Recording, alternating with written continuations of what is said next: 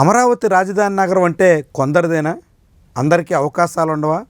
కేవలం కొన్ని కులాల వాళ్ళే అక్కడ పెత్తనం చేస్తారా? ఇలాంటి చాలా విమర్శలు చాలా కాలంగా ఉన్నాయి. కానీ అమరావతి అందరిది అంటూ అమరావతి అనుకూలురు చెప్పుకొస్తూ ఉన్నారు. తాజాగా అమరావతి రాజధాని నగర నిర్మాణ పనులు పట్టాలెక్కుతున్నాయి. 5 ఏళ్ల పాటు ఏ పనులు సాగకపోవడంతో చాలామంది రాజధాని విషయంలో తీవ్రంగా అవస్థపడ్డారు.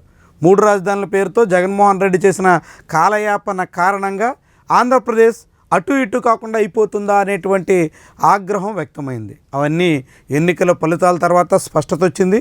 అమరావతి ఏకైక రాజధానిగా క్లారిటీ వచ్చింది. రాజధాని నగర నిర్మాణ పనులకు ఇప్పుడిప్పుడే శ్రీకారం చుడుతున్నారు.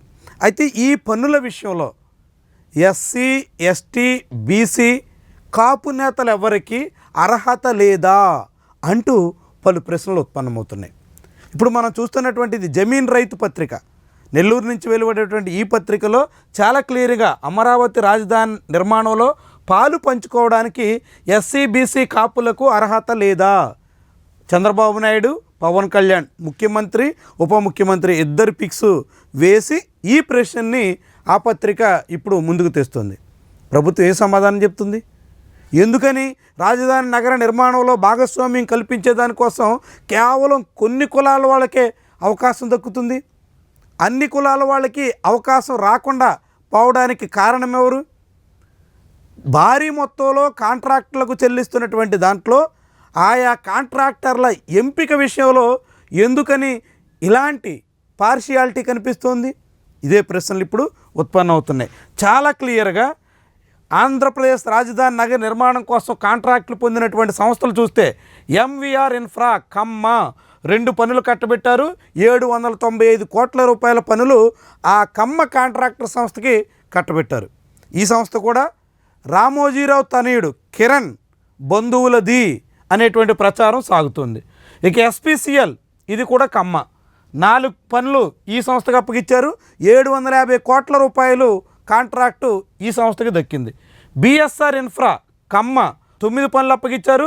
2170 కోట్ల రూపాయల వర్క్స్ ఆ సంస్థకి దక్కాయి. అదేవిధంగా ఆర్వైఆర్ ఇన్ఫ్రా కమ్మ 8 పనులు అప్పగిచ్చారు. 2541 కోట్ల రూపాయల పనులు ఈ సంస్థకు దక్కాయి. అంటే దాదాపుగా 6000 కోట్ల రూపాయల పనుల్ని 4 కమ్మ కాంట్రాక్టర్ సంస్థకి కట్టబెట్టినట్టుగా చాలా క్లియర్గా లెక్కలు చెప్తున్నాయి. ఇది అధికారికంగా ప్రభుత్వం టెండర్లు ఫైనల్ చేసిన తర్వాత ప్రకటించినటువంటి వివరాలు. ఇక ఆ తర్వాత మేఘా సంస్థ మేఘా కృష్ణారెడ్డిది 4 పనులు ఈ సంస్థకు దక్కితే 1171 కోట్ల రూపాయల విలువైనటువంటి పనులు రెడ్డి కాంట్రాక్టర్కి దక్కాయి.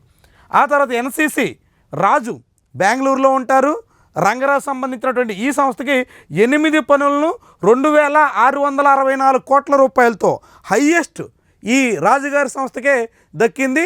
ఆ తర్వాత కమ్మ ఆర్వైఆర్ ఇన్ఫ్రాకి, దాంతోపాటుగా రెడ్డి సంస్థ మేఘాకి కూడా భారీ మొత్తంలో టెండర్లు ఖరారు చేస్తూ మొత్తం 35 వర్క్స్ని 10,080 కోట్ల రూపాయలు విలువైనటువంటి వర్క్స్ని ఈ సంస్థలకి కేటాయించారు. మరి ఈ కాంట్రాక్ట్ పనుల్లో కాపులకు అవకాశం రాలేదా? కాపులకి అర్హత లేదా?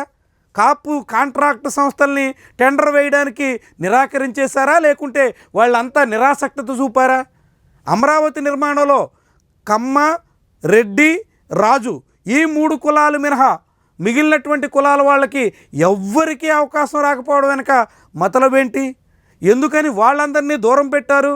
అందులోనూ ప్రధానంగా కాపులు.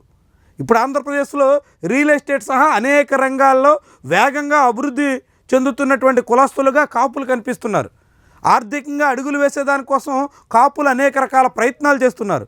అలాంటి కాపులకు సంబంధించినటువంటి సంస్థలు ఇప్పుడు వివిధ కాంట్రాక్టుల్లో కూడా ఉన్నాయి. తోట చంద్రశేఖర్ లాంటి రిటైర్డ్ ఐఏఎస్ అధికారులు చాలా పెద్ద బిల్డింగ్ కన్స్ట్రక్షన్స్ రంగంలో కాంట్రాక్టర్లుగా ఉన్నారు. అలాంటి అనేక సంస్థలు, ఒక పేరు ఒక్కరు చెప్పాం కానీ అనేక సంస్థలు ఉన్నాయి.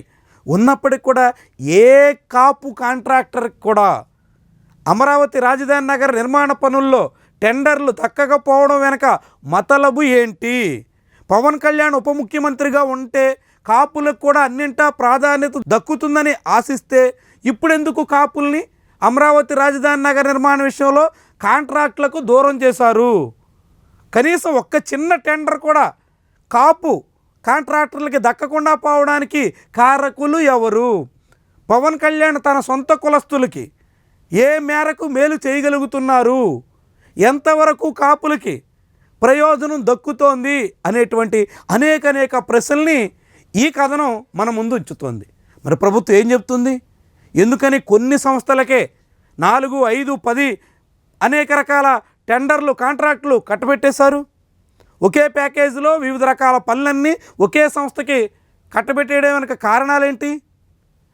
అనేక మందికి అవకాశాలు ఇవ్వాల్సి ఉండగా కొన్ని సంస్థలకే పెద్దపీట వేయడం వెనుక కారకులు ఎవరు? ఇవన్నీ ప్రభుత్వం తేల్చాల్సి ఉంది, ప్రకటించాల్సి ఉంది. ఇప్పటికే ఉన్నటువంటి అనేక అనుమానాలకి తోడుగా, అనేక సందేహాలకు తోడుగా ప్రస్తుత ప్రభుత్వ వ్యవహార శైలి ఉన్నట్టుగా కనిపిస్తోంది. కొన్ని కాంట్రాక్ట్ సంస్థలకి మేలు చేసేలా టెండర్లు ఖరారు చేసిన దాని మీద అనేక విమర్శలు ఇప్పుడు వెల్లువెత్తుతున్నాయి.